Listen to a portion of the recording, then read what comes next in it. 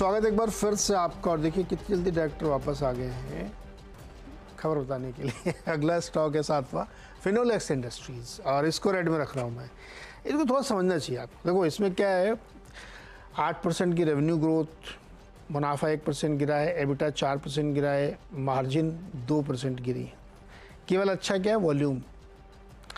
Question यहाँ पे ये है कि अगर आप इनके दो बिजनेस है ना, एक रेजिन वाला और एक पाइप वाला, अभी प्लम्बिंग पे फोकस कर रहे हैं, लेकिन कोर बिजनेस में दिक्कत है। अभी मैंने इनसे लास्ट क्वार्टर और लास्ट टू लास्ट क्वार्टर दोनों बार बात की थी नतीजों पे, कॉन्फिडेंस साउंड नहीं कर रहे थे। अभी फिर एकदम वैसे दिए, तो एक पॉइंट पे कह सकते हैं खाली वॉल्यूम के हिसाब से, अदरवाइज नंबर वीक है और अभी भी ये उसको मैनेज नहीं कर पा रहे। तो मुझे लगता है इसको रेड में रखना चाहिए फिनोलेक्स इंडस्ट्रीज़ को। बाकी सारी पाइप कंपनीज अच्छे नंबर पेश कर रही हैं।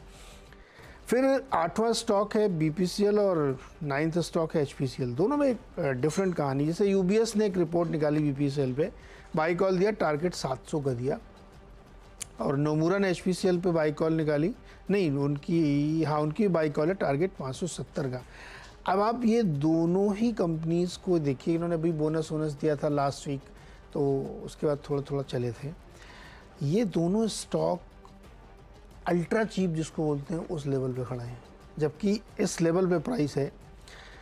मार्केट कैप टू सेल्स में HPCL पता है आपको कितना है, 0.16, और BPCL शायद 0.27 के आसपास है। बहुत ही चीप वैल्यूएशंस पे दोनों स्टॉक अवेलेबल है, तो शायद इसीलिए UBS और नोमुरा को ये पसंद आ रहे होंगे। यहाँ पे ध्यान रखना चाहिए कि एडवर्स सिचुएशन में भी ये स्टॉक अच्छा प्रदर्शन कर रहे हैं।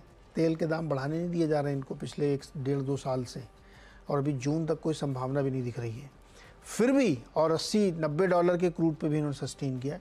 तो इसको ध्यान में रखते हुए मुझे लगता है कि इनको फोकस करना चाहिए, और बहुत ही वैल्यूएशन लिहाज से सस्ते दोनों स्टॉक। 10वां स्टॉक है पॉलीकैब। ये तो रिजल्ट अच्छे के बाद बहुत ज़ोर से चला भी है। देखो शुक्रवार को भी ये शायद 6-7% चला था, लेकिन इसमें बहुत लोग और बुलिश हो रहे हैं। सिटी ने इस पे टारगेट दिया 7708, 7708 रुपये का।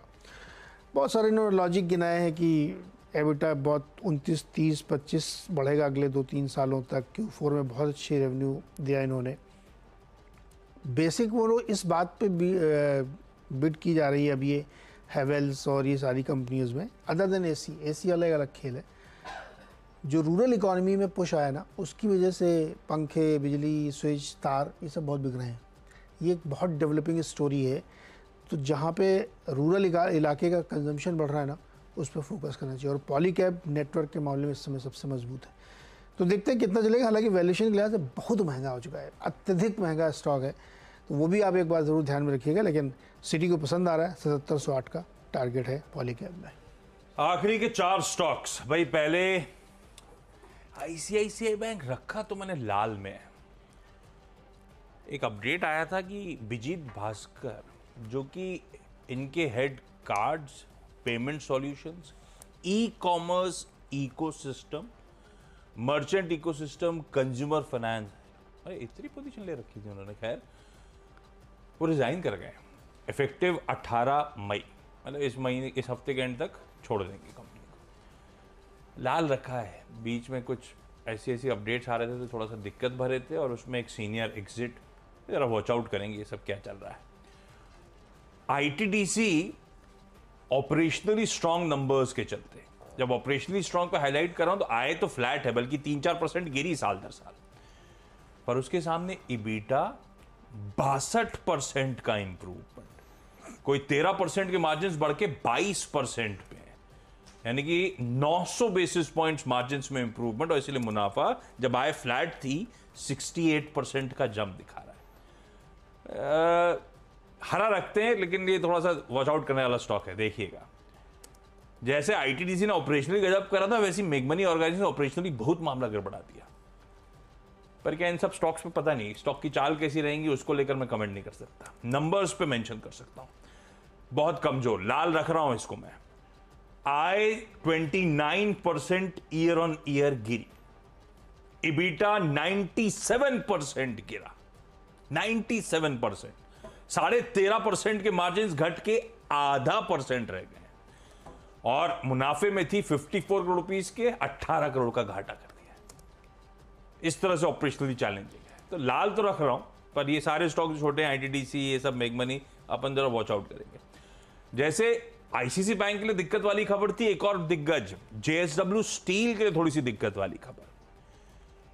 अप्रैल मंथ के अपडेट्स आए इनके, और अप्रैल में क्रूड स्टील प्रोडक्शन केवल 0.4%, मतलब आधा % भी साल दर साल नहीं बढ़ा।